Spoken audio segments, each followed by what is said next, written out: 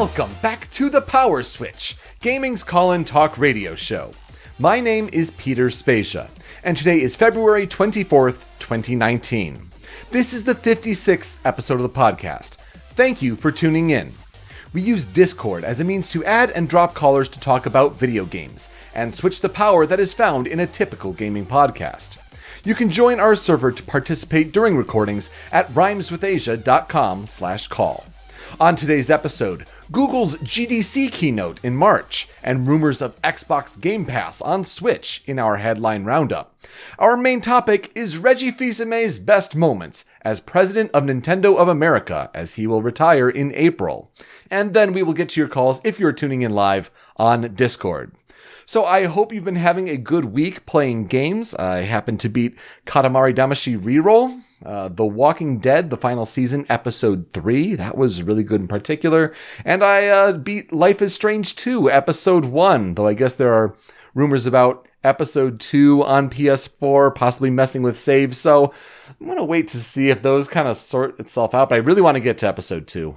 Really enjoyed all those games. Just kind of did a different, check the boxes on a Saturday there. That was really busy and really good time. We got a bomb cyclone going on right now, which is a term I've never heard of regarding weather in the state of Michigan.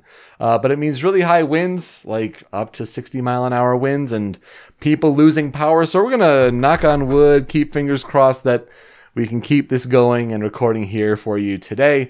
But there is lots to get to in the video game industry. So before we call in and have you chime in about what you'd like to talk about regarding the game industry's biggest news, let's go through our headline roundup. Before we get into rumor and speculation, let's talk about something that's actually going to be happening in about a month, and that is Google's GDC keynote. Now, usually, Google likes to have a presentation at places like the Game Developers Conference, but they're mostly about, updating mobile game development kits, especially for Android phones. This one's a little bit bigger, though. On March 19th at 1 p.m. Eastern Time, 10 a.m. Pacific, Google is gathering media around the world for a keynote that promises all will be revealed. And, what could that possibly mean? Well, those that have kind of kept their ears to the ground in the game industry have wondered, as we eventually transition into the next generation of hardware, what are big tech giants like Apple, like Amazon, like Google going to do as games are starting to move towards streaming, using the cloud, having all the work be done on servers that are off-site, but then sending the video signal to players on any screen. And it seems like this is what Google's going to do. Don't be surprised, though, if they go towards more of a box solution to this. So not like a console per se, but some sort of Google hardware like they've been willing to do, and make all sorts of things. Microphones may or may not be included, right? But Google would probably want to have some sort of hardware that is relatively cheap. I mean, it could be as cheap as $99, could be as expensive as $149, and say, hey, you're going to pay for it because it's Google. But essentially to handle their Project Stream technology, and Project Stream, of course, being the code name, but this was the technology that was going out in beta over the last few months to people, for them to try Assassin's Creed Odyssey on any computer, on any Chrome browser, essentially. But March 19th, at GDC for 2019, seems like Google's ready to make a big splash. Again, don't be surprised if it's some sort of tech box solution that houses their streaming technology that they can also push to other screens, other devices, but they're looking to make a splash. And if you're looking at certain tweets from insiders that were posted and then deleted, it may suggest that there are certain game announcements lined up, certain third-party partnerships lined up. So Google's looking to make a big splash and try to become a player in the games industry. It sure looks that way, but we'll see in March. Microsoft, though, has been a player, of course, for quite a long time, ever since the early 2000s. And it looks like their strategy is going to be a little different going forward in the next generation. After being just stomped on by PlayStation 4 this generation, Microsoft is looking to bolster their game services and not necessarily just their game hardware. And nowhere is this more evident than at the beginning of this month when Microsoft was saying that they're planning to roll out Xbox Live development tools to developers for them to use on Switch, on iOS, on Android, on really any platform. And it really made sense at the time because Xbox is trying to become more of a ubiquitous service platform than just we're Xbox, we only do the big gaming boxes. Well, now rumors were intensifying this week about how Xbox Game Pass and Project xCloud are looking to follow suit. And again, this was something that if you're an enthusiast, you could easily have connected the dots, back in early February when they were talking about Xbox Live on Switch. Well, why not the subscription service of Game Pass? Why not the streaming technology that Microsoft is trying to develop with its Azure servers with Project xCloud? Again, still to be confirmed, but it's something they've talked about. Rumors this week popping up started with Direct Feed Games, who have kind of had success in the past with Nintendo rumors. Jeux Video, which is a French website, have been kind of picking up the rumors as well with their own sources, talking about that Microsoft and Nintendo are in talks to bring the Game Pass subscription, as well as the xCloud streaming service, to Nintendo Switch and other places, of course, but also with the possibility of games like Ori and the Blind Forest and Cuphead coming directly to Switch. Now, if true, this is a historic game partnership, especially as we move towards that next hardware generation. I mean, that's just a really big deal overall. Of course, for Microsoft, this opens them up to a whole pool of potential new subscribers to Game Pass and to their streaming technology as they're looking to try to get those games, those services on every screen possible. For Switch, it's a positive step because that means you just get more games on Switch, and especially games that are very power intensive that Nintendo Switch can't necessarily run natively. If you think about it, though, Phil Spencer's really doing the right thing here for Microsoft, because if you compare this strategy to what Microsoft was trying to do at the beginning of the Xbox One generation, where they were trying to be the only box that handled everything in your entertainment center, in your living room, connecting to that one screen. And now they're saying, we want to bring all sorts of games to any possible screen, mobile, TV, even our rival handheld platform.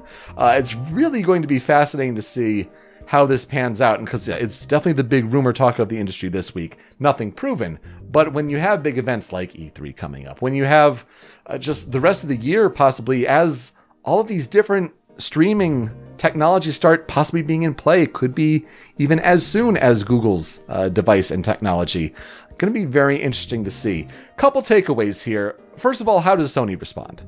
Is complete backwards compatibility all the way back to the original PlayStation, is that really the solution? We're seeing different patents pop up here and there, especially with Mark Cerny's name attached to them, and he certainly works wonders with the PlayStation hardware. But is that how they respond and use PlayStation Now and somehow bolster that cloud streaming service?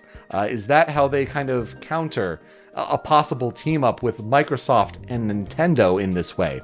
Also, as a fan of Super Smash Bros., you got a question.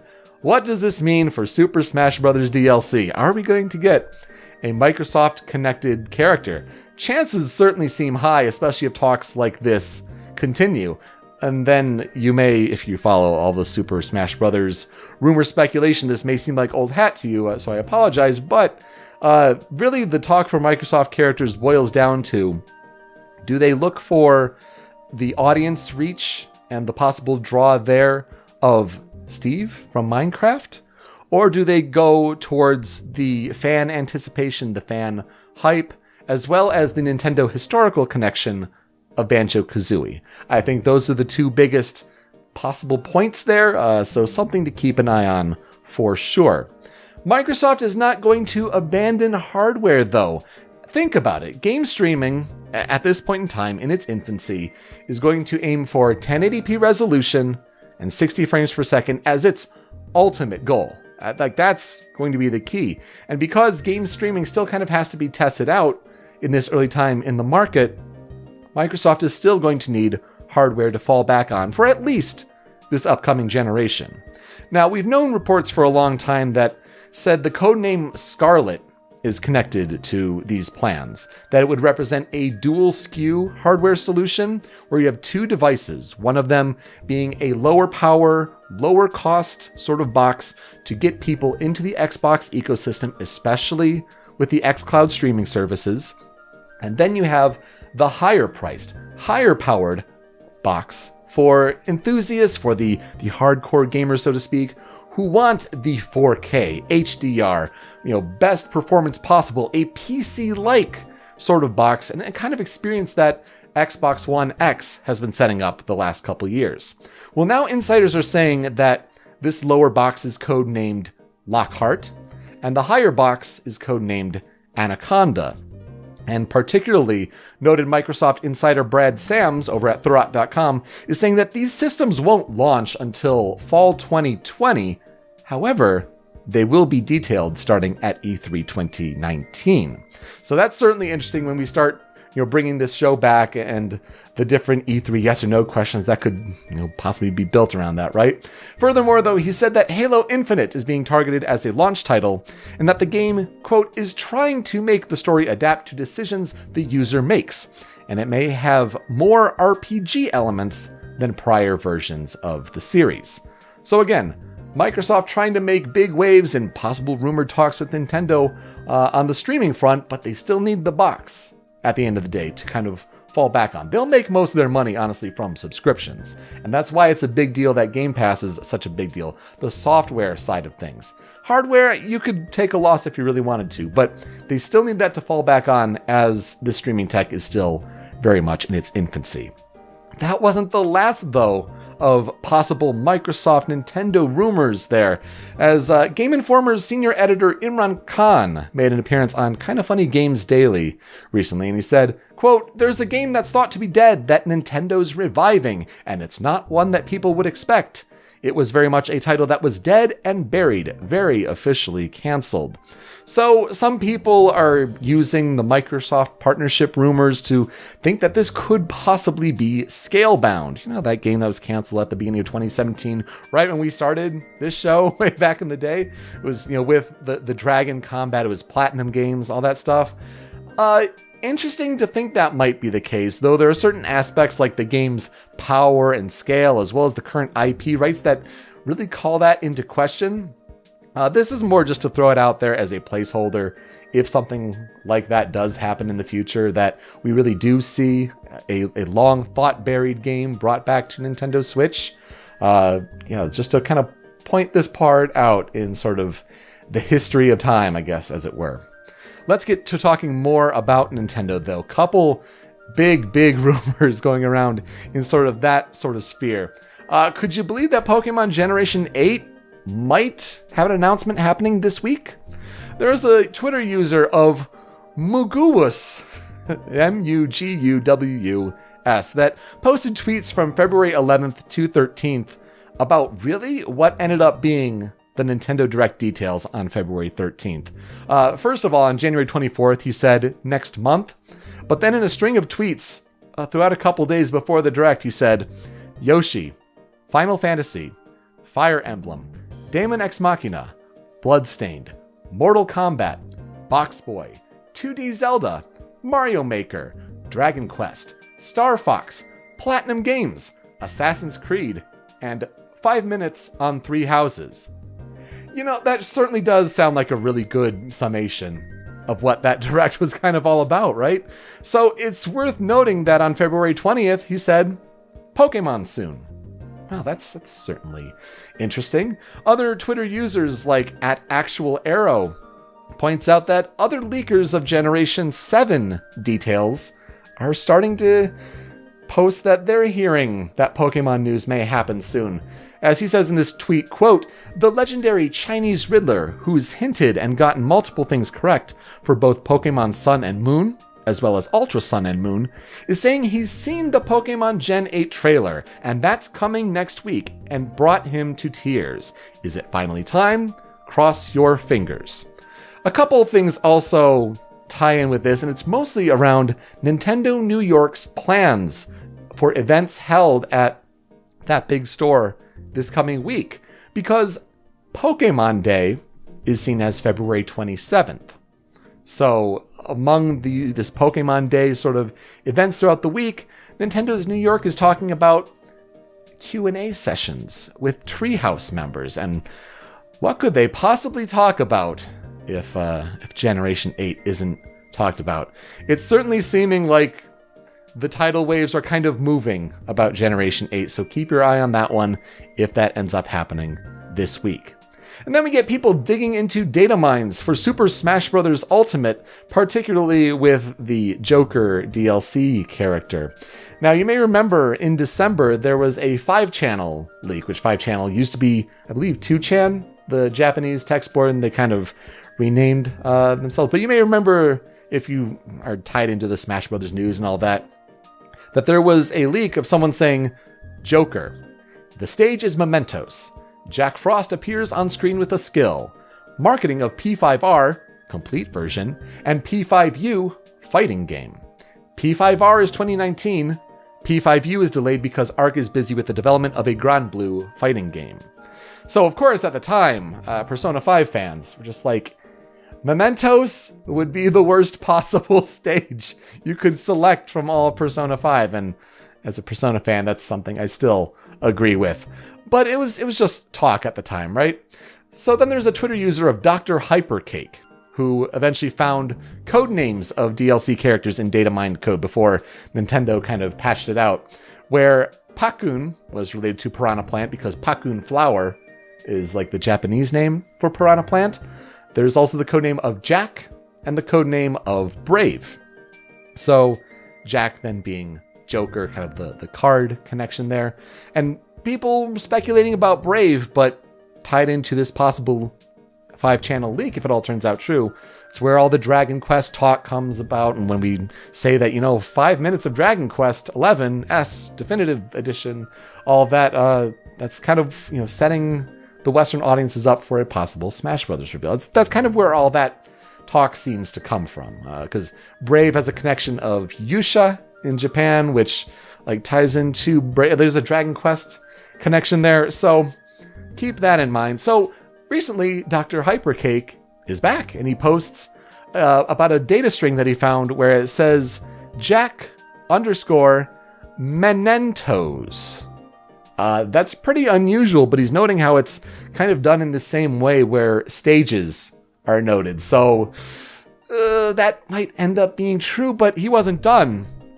He points out the string of a .mchp file, where in the string of text, it's regarding Jack. There's Jane1 _ pony _ hair system shape 2. Making people think that, is there going to be a female version of Joker as one of the different costume palette swaps for Joker? And that would be crazy because there's no female version of Joker in Persona 5. But what about P5R? P5R is going to be part of this Persona Games showcase that's supposed to be showed in March of this year, so in maybe about a month away in Japan. And people definitely expect P5R to be that complete golden-like version. Very likely, I would imagine, for Switch. You got to think it would be foolish of Atlus to pass that up.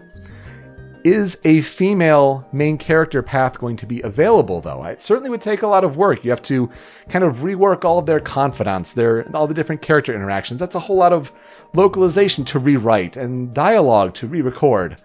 Could that be done? It would be fantastic. Such an option was not considered for the Persona 4 game, but it was for Persona 3.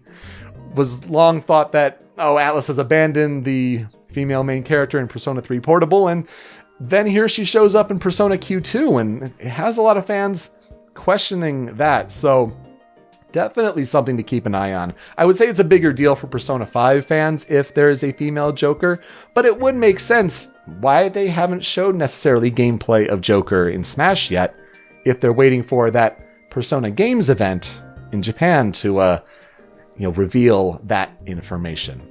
And then as a reminder, from that same 5-channel leak, that whole Dragon Quest information, Erdrick, the stage is Alefgard, Erdrick male and Erdrick female, 2 colors each of Anluncia from Dragon Quest X, by the way, and the Dragon Quest XI hero. Slime appears on screen with a skill, and achieved through active collaboration on Square's side, to the benefit of overseas marketing for the DQ series. So that may all be coming true right before our eyes. We'll have to be patient and see how that shakes out. And finally, to wrap up this crazy jam-packed headline roundup, PlayStation Vita shipments from Japan are stopping very soon. And yes, Vita has been like the opposite of life for a while, right? But the final two PlayStation Vita models are the black and aqua blue versions of the Vita 2000. They have this notice on the official Japanese PlayStation website that mentioned that shipments are scheduled to end soon. Also important to note that when PlayStation 3 ended its production back in May 2017, that same official Japanese website had that same notice posted 2 months prior. So yes, Vita has been technically dead for a while, but we may see active cancellation of shipments very, very soon. Kind of ends the run there. Very quickly, the game and release date announcements, the big ones that happened this week. Dreams finally announced a limited creator early access beta that's coming this spring for PlayStation 4. Will be for $30. You get access to all of the development tools that Media Molecule and those who participated in the beta will be able to create. And there will be no limitations on what you can share and promote and all this stuff. So there's still time before, I guess, the big release for Dreams comes out. But the tools will be in the hands of anyone who wants to play and pay for them rather soon this spring. Shovel Knight, both Showdown, the multiplayer sort of game, as well as the King of Cards third expansion, has been delayed from April 9th. They say a few more months. And of course, that'll be on PlayStation 4, Xbox One, Switch, and PC. That's unfortunate, but Yacht Club's going to deliver at the end of the day. I have no, lack of confidence in them for sure. And then Darkest Dungeon 2 got announced. Darkest Dungeon, the kind of turn-based strategy game that's got that really dark theming to it. Just a sequel announced, just a really brief trailer. Release date to be announced, platforms to be announced. Just know that's a thing that will be coming eventually. But let's get to the main topic this week, and I think it's probably the biggest headline that really caught us all off guard, I think, really. And that's Reggie Fils-Aimé, the president and COO of Nintendo of America, announcing that he will be retiring from the company on April 15th. And I feel like that's a really important detail, right? So many sensationalized headlines across all these gaming websites. It's like, Reggie is retiring, and it makes it seem like today, effective immediately. And it's like, no, still a couple more months, but thanks. Or they played up the Bowser angle because Doug Bowser, that's honestly his real name. He's the true Bowser. He's their senior vice president of sales and marketing. He will take over Reggie's role at Nintendo of America. And it's shocking, honestly. He's 57, and honestly good for him that he can go out on such great terms. He can spend time with his family. There's no drama going on right now with Nintendo. He's taken them to a great place. It seems like the appropriate time to pass the torch, especially when, who knows what's coming next for Switch. Revisions, any sort of future with that. So it's a good time to hand the reins to Bowser there, so to speak, for Doug Bowser. It's important to note, though, that for people our age, Reggie is Nintendo of America. If you're interested about the history of who has led Nintendo of America, it all started in 1980, where Minoru Arakawa, who is the son-in-law of the legendary Hiroshi Yamauchi, Arakawa established Nintendo of America in 1980 at Yamauchi's request. And apparently, Yamauchi's daughter, who married Arakawa, didn't want her husband to take this role because she saw what had happened to her father. But Arakawa established this, sort of post in 1980. So then in January 2002, Tatsumi Kimishima took over. And he may be wondering, that name sounds familiar. And Tatsumi Kimishima is the name of the man who took over as president of Nintendo overall, over even at NCL, when Satoru Iwata passed away. So it's like, oh, he was here heading up, being president of Nintendo of America at this time. Starting in 2002, Reggie Fils-Aimé took over in May 2006. It's important to know because you're like, well, wait, I remember E3 2004 and Reggie made his big sort of debut in a way as the symbol, the Reginator that we all remember him being. Well, this is because he joined the company in December 2003 as Executive Vice President of Sales and Marketing. So in a way, Reggie was in the same position that Doug Bowser was in just now. So it kind of makes sense that it carries over that way as far as the President of Nintendo of America role. And Reggie's history before Nintendo is certainly interesting. He was born on March 25th, 1961 in the Bronx in New York City to Haitian parents. Which is something that never occurred to me, but certainly a remarkable. Their story, like Reggie's grandparents, the parents' had some sort of ties to political tumult in Haiti and had to leave because of those political differences. So just a remarkable story there.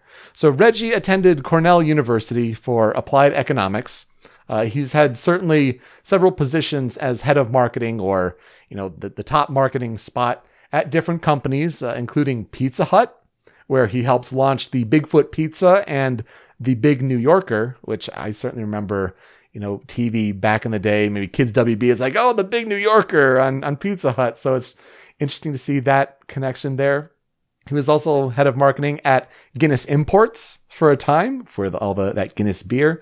And before Nintendo, he was at VH1, where he shifted the channel's focus to younger viewers, and he helped organize concert events to help raise $35 million for September 11th disaster relief. So he's been at all these places. Then he comes to Nintendo at the end of 2003.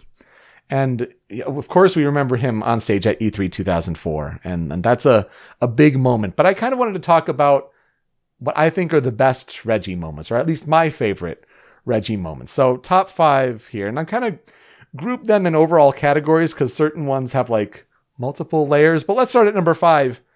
It's the Nintendo Direct debut. Hi, I'm Reggie from Nintendo of America. And this marks a new endeavor for Nintendo. Direct video news feeds designed just for you.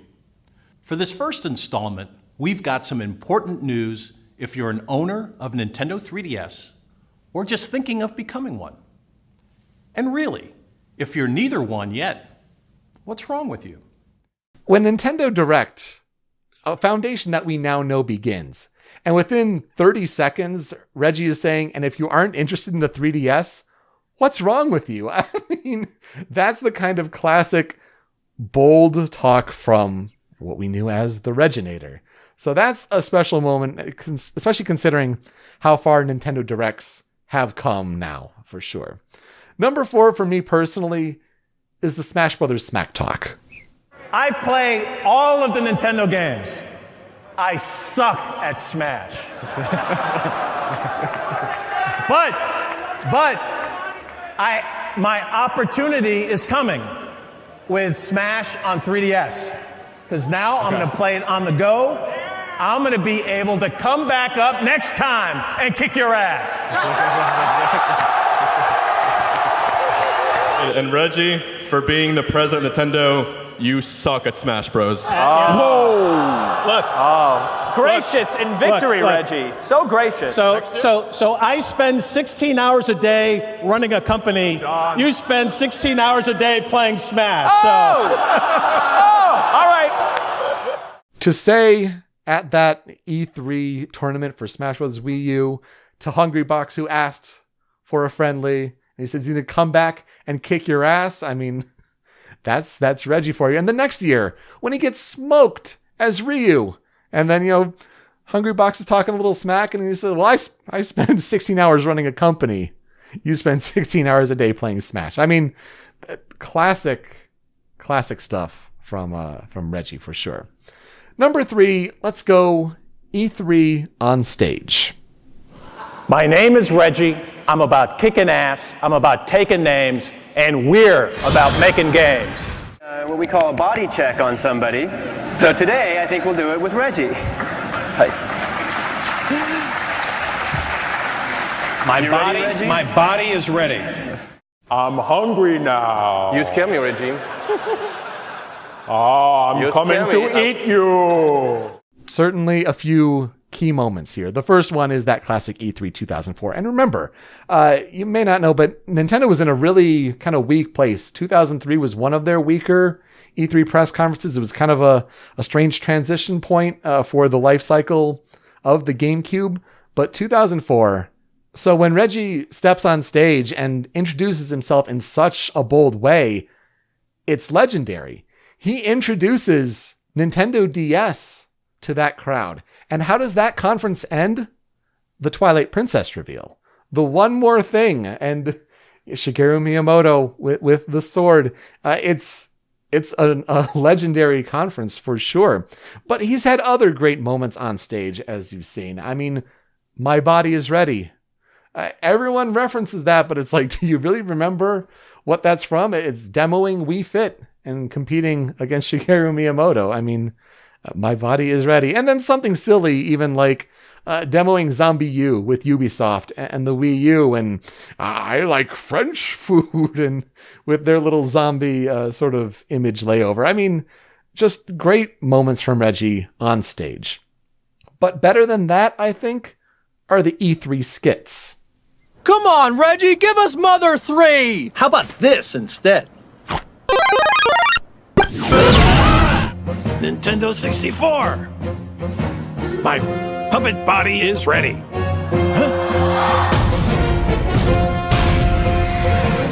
Two certainly come to mind. Robot Chicken and all that. I mean, the fan talking about Mother 3 and he burns them alive.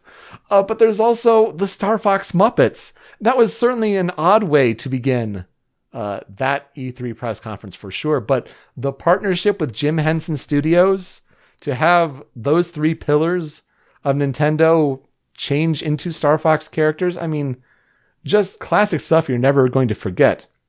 For me personally, though, it doesn't get any better than the Mega 64 collaborations.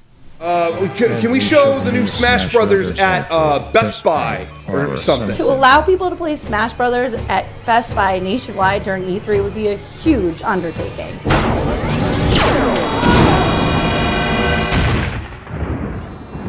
Yeah, we can do it at Best Buy, absolutely. What will they be showing? It doesn't say, but...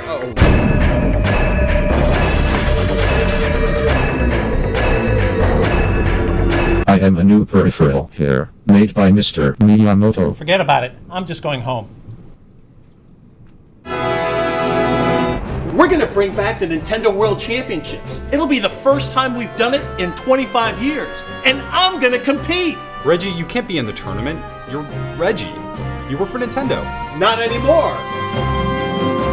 You're a digital legal. That is in a big These games are great. I mean, come on. Reggie Fils-Aimé and all the great moments of, the laser eyes or in Reggie's office. And then the World Championships where Reggie is training with all the classic Nintendo games and the Virtual Boy and apparently ad-libbing, according to Mega 64, these games are great. I mean, that's the passion right there. Like, that's Nintendo understanding how to get their word out there to invite creators like Mega 64 to the Nintendo of America offices, which, like, you're basically not allowed to record in without special permission. So that's just legendary stuff right there. So Reggie has done a whole lot for Nintendo. I mean, seeing over the launch of DS, of Wii, say what you will, of Wii U, but also of Switch in the American region. And like, that's remarkable. So I think Doug Bowser has the company in good hands now. Like, he's been around for several years. I mean, even being aware enough to have his first tweet, thank you for welcoming me to the company. And then Mario and Luigi are stuffed animals tied up with a GameCube cord back there. Like, he's well aware of what's going on. He often in these press releases for different Nintendo games has quotes alongside Reggie. And so now it'll just be Doug Bowser's role there. I think he'll do a great job. I wish the best for him. But honestly, thank you, Reggie Fils-Aimé, for everything. Because for those of us who have, spent, some time following game news, I mean, for me, like I really focused in about 2006, 2007. And like, that's the start of his tenure. That's about 15 years. And that's really what a lot of us know about Nintendo of America. But he has left the company in great hands. He's left it at the right time. There's a strategy here. So congrats to Doug Bowser on the promotion. I think he'll do great. But Reggie, thank you. You're an icon. You're a legend. And we'll miss you. I hope you spend all the time with your family. But if you want to come back to games or any other field, I can't wait to see what you do. Ooh, so after all of that, I'm sorry, that's what I have to say. When we come back, we will get to the callers. You can talk about your thoughts of Reggie Fils-Aimé and your favorite moments. All of those headlines. I mean, my gosh, rumors and speculation about the future of games and software galore. You can talk about the games you're playing recently. Anything is really on the table. That's when we come back here on the Power Switch.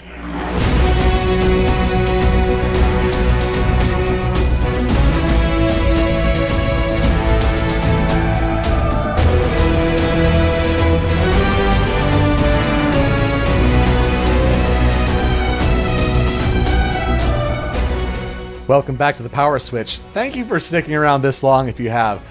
The more I built out this outline throughout the week, just like, oh man, we have a lot to talk about. And Reggie, like that was just an earth-shattering headline on Thursday. Looking forward to talking to you about it. Joining us from Texas, Jesse, welcome back to the Power Switch. How are you? My name is Jesse.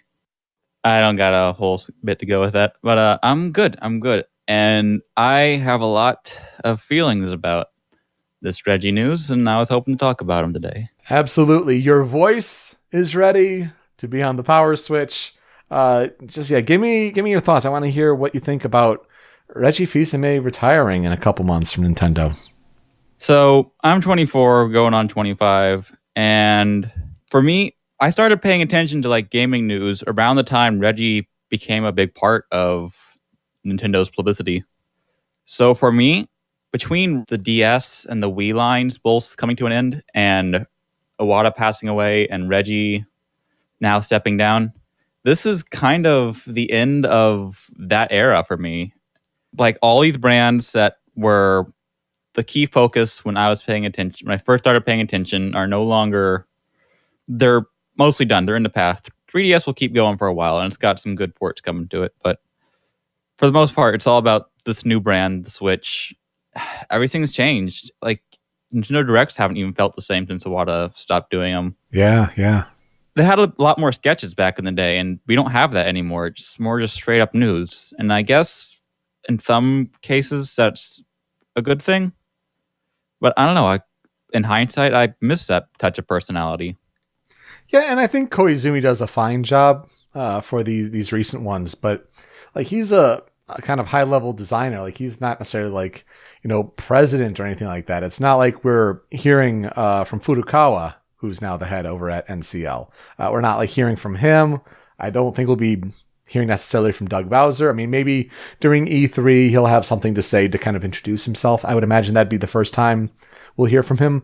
But I don't know. I mean, going forward, you're right. Directs have certainly been momentous as far as online attention, but as far as the soul and, the quirkiness of Nintendo, you're right. It's not necessarily the same. We've lost the memes. We need to bring back the memes. The banana holding. We miss the banana. We miss the banana holding, or the directly to you. Yeah. Mm-hmm. It's weird feeling so attached to someone at such a high level just stepping down, because I don't know, if it were like someone from a different video game company, I don't think I'd care that much. But with Reggie, he's been in our faces, and he's been such a good presenter. It feels like someone you know. And with this retiring, it's like we're not going to see him a whole lot anymore. Maybe we'll see him for like an interview from someone. But he's just, it's not going to be the same. This is the goodbye. Yeah, I hope he takes the time he needs, but it wouldn't surprise me. And some people, when they retire, especially at a early age like 57 comparatively instead of like 65, they may miss the sort of workaholic sort of spirit in the United States, right? So would not shock me to see him come back and be like, hey, Google, hey, Amazon, you're trying to start things up. I mean, maybe I can help. I mean, I have no idea. That's just, speculation. But I was listening to Kind of Funny's take on it, and they had a really interesting point where you look at people like Phil Spencer and Sean Layden, and they would not have anywhere near the personality and like the forthcomingness and the public onstage persona if Reggie weren't there first. Like Reggie kind of set the mold for how we want those main onstage video game executives to act. And we'll look at PlayStation and, Jim Ryan is taking over for John Codera on April 1st. And technically he's the head of the PlayStation brand. I mean, Jim Ryan's been on stage at Europe events, but I still think here in the States at E3, like we'll still see Sean Layden. He's the face that we expect, at least here in the States. Yeah. It's just it's funny looking back because I remember back in the day, there were some people who actually weren't big fans of Reggie. And like it's kind of like when we look back at the Wind Waker and how back in the day, there were a lot of people who weren't a big fan of Wind Waker. And nowadays that just seems crazy. Right. But times change and he's really won over our hearts and I'm going to miss him. I'm sure that if he decides to do anything next, I'm sure whatever he does is going to be a great success at it. He's just got that star power. Absolutely. He's amazing. And he's done great things for Nintendo too. Put that bravado on the face of what is a Japanese company and all that goes along with it. It's certainly remarkable. Do you have a favorite Reggie moment? For like a Reggie and Iwata moment, I remember the Smash 4 trailer for the Mii Fighters where you have Reggie and Iwata doing this anime-esque combat. So good. That was like the spirit of E3 back in that day. I also think about just simple things like Iwata and Reggie talking over Wii U face chat, which is my only memory of that function, mind you. Yeah, no, that's true. It wasn't used a whole lot. But that was real sweet. Speaking of sweet, the Animal Crossing New Leaf tour. Oh gosh, yes. Yes, it's kind of like a real Mr. Reggie's Neighborhood type deal. Whether it's, here's a TV that looks like an apple or people bringing back I'm going to go play Animal Crossing on my Nintendo 3DS. Like, it's been really touching to see those different things brought up and remembered. Yeah, I think I saw someone do an edit with it with us. All right, that's all the time I have. I'm going to go spend time with my loved ones and my family. And I don't want to eulogize him or anything like that. But this isn't like mourning. This is just memories and saying goodbye.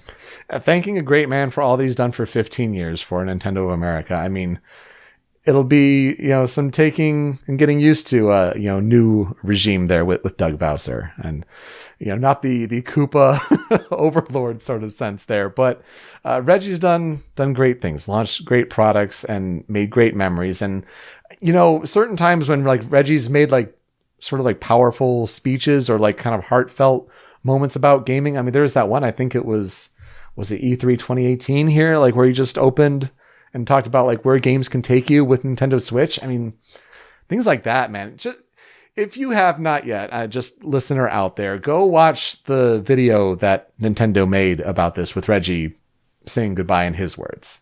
That's powerful stuff right there. He really cared. He's a Nintendo fan through and through when it comes down to it.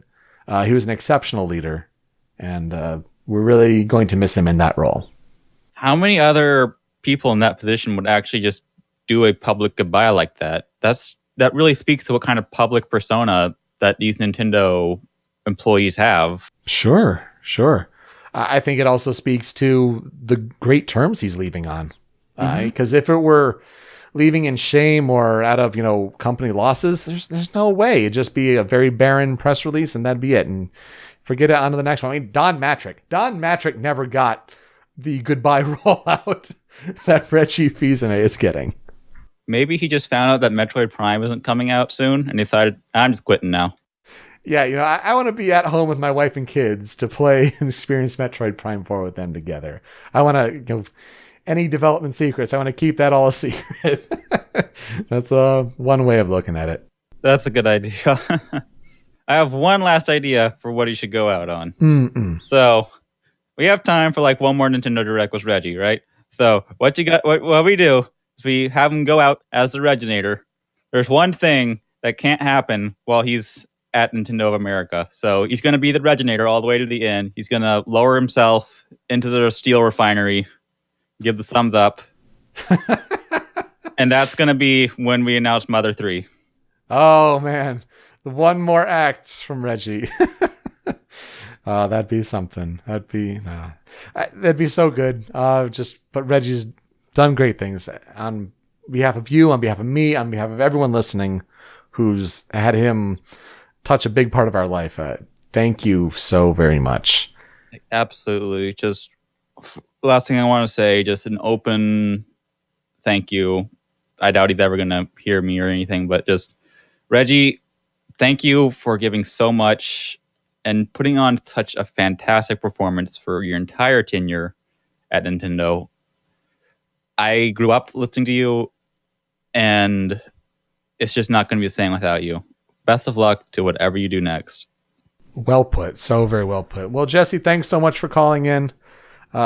Really appreciate the time. Thank you so much. Thank you so much. This is something I really wanted to talk about. Well, thanks so much for calling in. I mean, Reggie means a lot to so many of us, and important to kind of remember the greatest moments there and thank him for this episode. I mean, that's really important. Still got a couple more months to go, and then we'll see what Nintendo of America does going forward. But let's look at the games that are coming out this week. Trials Rising is out on Tuesday, February 26th on PS4, Xbox One, Switch, and PC. Nier Automata, Game of the Yorha Edition, out on Tuesday, February 26th on PS4 and PC. Stellaris, Console Edition, out on Tuesday, February 26th on PS4 and Xbox One. Tekken 7 has their Negan and Julia DLC, out on Thursday, February 28th on PS4, Xbox One, and PC. Deltarune Chapter 1 comes from PC over to PS4 and Switch on Thursday, February 28th. Xbox One hasn't been announced yet. Go figure on that one. Dead or Alive 6 on Friday, March 1st on PS4, Xbox One, and PC. After years, Toe Jam and Earl Back in the Groove on Friday, March 1st on PS4, Xbox One, Switch, and PC. And Treasure Stack tries to take the competitive puzzler success that Tetris 99 did, apply it to their own puzzle game, Treasure Stack, on Friday, March 1st on Xbox One, Switch, and PC. And that'll do it for this episode of the PowerSwitch. We are hosted by RhymesWithAsia.com, and we're on YouTube and Twitch at RhymesWithAsia. Find us on Twitter, Facebook, and Instagram at the PowerSwitch. I'm at Pete Speakeasy. You can email us any questions, concerns, comments, or opportunities at powerswitchpod@gmail.com. You can also subscribe to the PowerSwitch on podcast services such as Apple Podcasts, Google Play, and Stitcher. And if you could be so kind as to leave a review, that would really help as well. But most importantly, to participate in future episodes, you should join our community on Discord by visiting rhymeswithasia.com/call. It's a small but growing community, so now is the perfect time to have your voice heard on this podcast.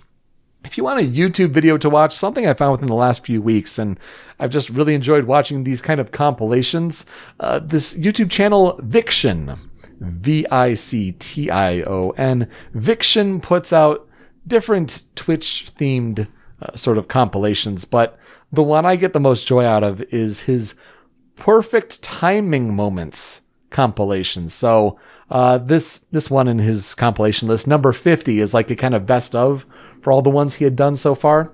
So Viction's Best 50 Twitch Perfect Timing Moments All Time, number 50.